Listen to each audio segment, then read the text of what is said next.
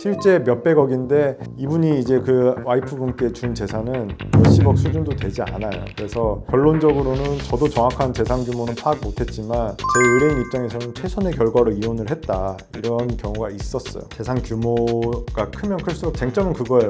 돈이 엄청 많은 고액 자산 부부의 경우 재산 분할이 엄청 복잡하다고 하던데, 단순히 액수가 많다고 해서 재산 분할이 복잡하진 않아요. 왜냐면 숫자 적는 거야. 뭐 공을 하나 쓰든 10개 쓰든 그 자체는 어렵지 않은데, 고액자산 부부의 같은 경우는 대부분 자산의 종류가 다양하고 여러 군데 분산 투자나 이렇게 자산들이 펼쳐져 있기 때문에 그런 거를 하나하나 찾아내고 조회하고 정확한 금액을 산정하기가 어려워요. 예를 들면 코인 같은 것도 있잖아요. 가상화폐 코인도 1분 1초마다 시세가 변하고, 그 다음에 넣었다 뺐다가 너무 간편하기 때문에 한 시점으로 정해서 자산을 특정하기가 어려울 뿐더러 현금 이런 것들 있잖아요. 그리고 개인금고나 아니면 은행에도 이제 개인금고를 활용하시는 분들이 많아서 이런 것들을 제대로 다 조회하고 특정을 하는 게 어렵기 때문에 고액자산 부부의 재산 분할이 복잡한 면들이 좀 있습니다. 고액 자산 부부는 재산 종류가 되게 많다고 하셨는데 분할 대상인 재산 정하는 것도 되게 복잡할 것 같아요. 우선 이제 부부 공동 생활로 인한 혼인 중에 부부가 같이 이제 이룩한 재산, 예를 들어 뭐 아파트를 샀든 뭘 투자를 했든 같이 형성하고 유지되고 증가된 그런 재산들은 당연히 부부 공동 재산으로 들어갑니다. 재산 분할 대상이 되지 않는 일반적으로 특유 재산이라고 하죠. 특유 재산은 이제 혼인 전에 일방이 가지고 있던 재산이나 이런 것들이 원칙적으로는 특유 재산인데, 특유 재산이라고 하더라도 이제 혼인 생활을 하다 보면은 그 특유 재산이 가만히 있질 않잖아요. 내가 혼인 전에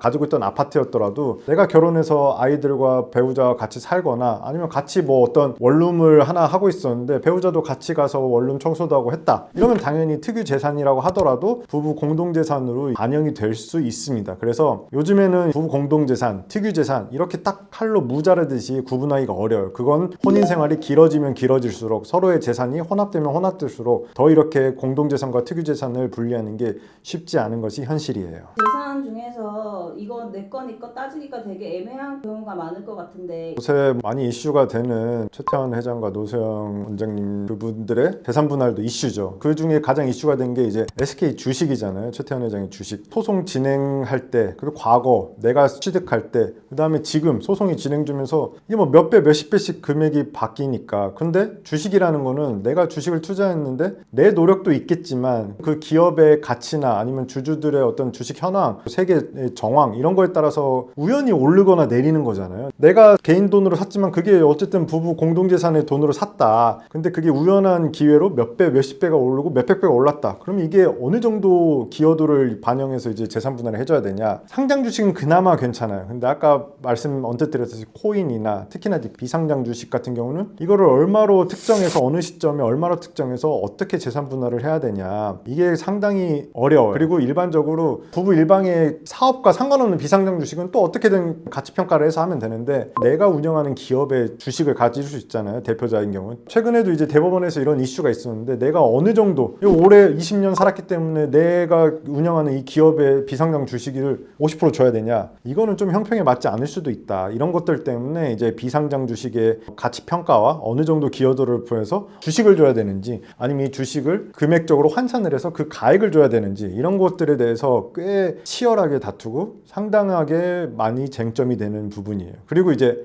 현금 아니면 지역, 농축협, 새마을금고 이런 데에 묶여있는 자산들은 사실 찾기가 쉽지 않아요. 일반적으로 이제 NH 농협중앙회에서 운영하는 NH은행, 농협은행에서 있는 거는 그냥 다 조회가 가능한데, 새마을금고나 단위농협, 지역 농축협은 이게 단위별로 다 이제 달라요. 제대로 조회를 하려면 어느 지점, 어느 단위농협, 어느 축협, 어느 지점에 얼마까지는 몰라도 거기에 이 사람의 자산이 있다는 걸 정도로 알아야 하기 때문에 이게 사실 쉽진 않아요. 요새는 재산 조회 이런 사이트가 잘 되어 있어서 거기에 이제 조회를 하면 어느 단어, 어느 농축협에 뭐 있다 이런 것까지 나오긴 합니다. 하지만 맘먹고 이제 감추기 시작하면 더 나아가서 이제 현금 이런 거를 이제 몰래 어디 금고나 아니면 옛날에는 마늘밭에도 묻어뒀지만 이런 데 묻어두면 사실 쉽지 않아요. 그게 이혼 전에 어느 정도 뭐 몇 천만 원, 몇 억이 갑자기 현금화가 됐다. 이러면 이제 그거를 이제 상대방에게 이거 어디다 썼냐, 은닉하려고 하는 거 아니냐 했을 때 이거를 제대로 소명하지 못하면 재산분할 대상으로 들어갈 수 있습니다. 옛날부터 차곡차곡 이렇게 은닉한 거는 사실은 재산분할 대상으로 넣기가 쉽지 않아요. 만약에 그런 것도 있어요. 내가 어느 가게를 운영하고 매장을 운영하는데 장사도 잘 되고 이거를 내가 다른 사람한테 영업을 양도했을 때 권리금도 뭐 몇 억이 나올 만한 잘된 산업이다. 이런 것들은 또 분명히 또 재산 분할을 받아야 되는. 예를 들어 남편이 운영을 했더라도 거기에 이제 아내가 뭐 내조를 하든 전업주부를 하든 맞벌이를 하든 어쨌든 그 사람이 그 사업에 집중할 수 있게 만든 어느 정도 기여도는 분명히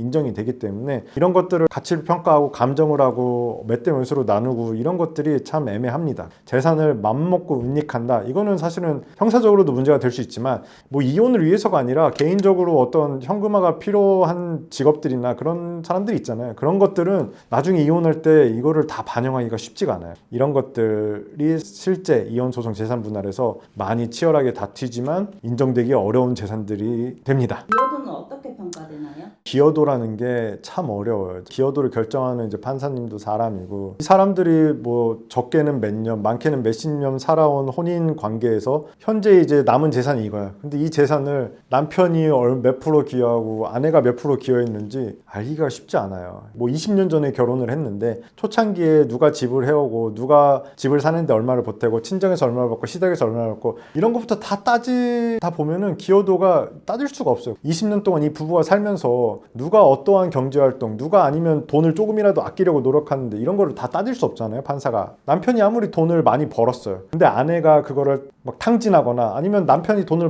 많이 벌었어도 남편이 그냥 개인적으로 투자를 잘못하거나 소비 성향이 심해서 탕진을 하는 경우 아니면 뭐 아내가 어떻게든 악착같이 모아가지고 주식을 투자해서 주식이 대박 나거나 이런 모든 경우의 수가 있을 수 있는데 이거를 다 이혼하는 시점에서 20년 결혼생활 이후에 판사가 기록 몇 개, 몇 페이지, 몇백 장을 보고 판단하기는 어려워요. 그렇기 때문에 혼인기간이 길면 길수록 5대5의 수렴을 합니다. 다만 이제 한 명이 이제 정말 고액 자산가로서 사업이 크게 성공했다. 물론 이제 와이프가 기여한 바도 있겠지만 그래도 그 금액이 크면 클수록 당연히 기여도는 5대5에서 좀 더 벗어납니다. 뭐 7대3, 8대2 재벌가일수록 더. 왜냐면 10% 20%만 줘도 몇십억 몇백억이 넘어갈 수 있거든요. 사업을 한 다른 배우자 입장에서는 그게 아쉬울 수도 있지만 아무래도 금액이 크면 클수록 판사 입장에서도 이 큰 금액을 이렇게 재산 분할을 해주기는 어려워요. 왜냐면 어떤 기업의 가치나 주식을 가치를 재산 분할을 해주려면 그 사람도 기업 운영에 영향을 받을 수도 있고 주식을 팔거나 부동산을 팔아주려면 거기에 드는 세금이나 뭐 여러 가지 비용들이 있잖아요. 그렇기 때문에 이런 거를 단순히 뭐 10년이 지났다고 해서 재산 규모나 재산의 종류에 없이 기여도는 5대5 이런 거는 아니고 한 명이 돈을 벌고 한 명이 전업주부라고 해서 전업주부에게 무조건 불리한 것도 아니에요. 가사나 육아, 내조를 어떻게 했느냐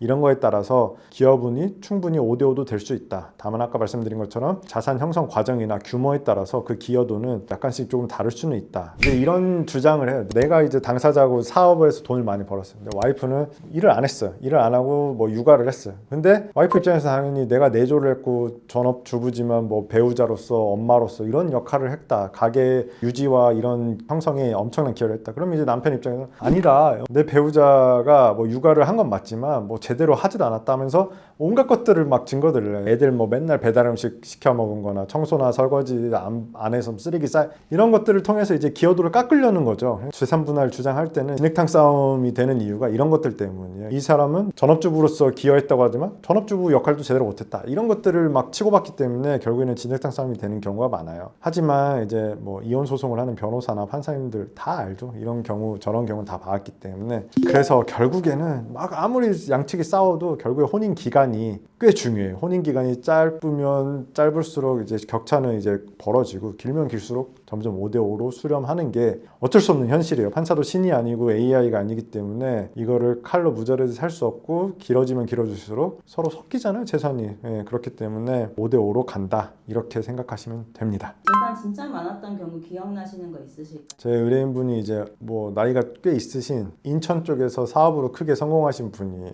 재산이 정말 많았어요. 저도 다 잘 몰라요. 저한테도 이제 모든 걸 다 공개하지 않으셨기 때문에 제가 파악한 것만으로도 몇 백억 수준이었어요. 몰랐어요. 근데 와이프분은 당연히 남편분의 재산을 전혀 알 수가 없어요. 전혀 몰랐어요. 다만 원했던 거는 엄청 커가지고 처음에는 이 남편의 기업 가치를 평가하고 자기가 받겠다고 했다가 결국에는 이혼 조정으로 어떻게 해가지고 부동산 몇 개 넘기고 끝난 경우가 있습니다. 실제 몇백억인데 이분이 이제 그 와이프분께 준 재산은 몇십억 수준도 되지 않아요. 그래서 결론적으로는 저도 정확한 재산 규모는 파악 못했지만 제 의뢰인 입장에서는 최선의 결과로 이혼을 했다, 이런 경우가 있었어요. 재산 규모가 크면 클수록 쟁점은 그거예요. 이 재산이 양쪽이 다 똑같은 사업을 한 사업을 같이 해가지고 이렇게 번성한 경우는 거의 없어요. 여자 쪽이든 남자 쪽이든 한 명이 사업이 갑자기 대박 나가지고 결혼할 때보다 자산이 몇백 배, 몇천 배 되는 경우가 있거든요. 그때 그 사업을 하지 않은 배우자의 그 기여도는 얼마로 책정돼야 되는지, 이게 가장 큰 주요 쟁점이고, 혼인기간이 짧으면 짧을수록 자산 규모가 크면 클수록 기여도의 차이는 조금 커진다. 5대5가 아니라 7대3, 8대2, 크게는 극단적으로 9대1. 그리고 왜냐면 10%만 가도 몇십억, 몇백억이 될 수 있으니까. 자산이 50억, 100억 이상일 때 재산 분할이 복잡한 이유는 금액 자체는 중요하지 않아요. 자산이 많으면 많을수록 여러 가지 자산들이 편제되어 있고 능익할 수 있는 자산들이 많기 때문에 조금 더 재산 분할이 복잡한 것 같습니다.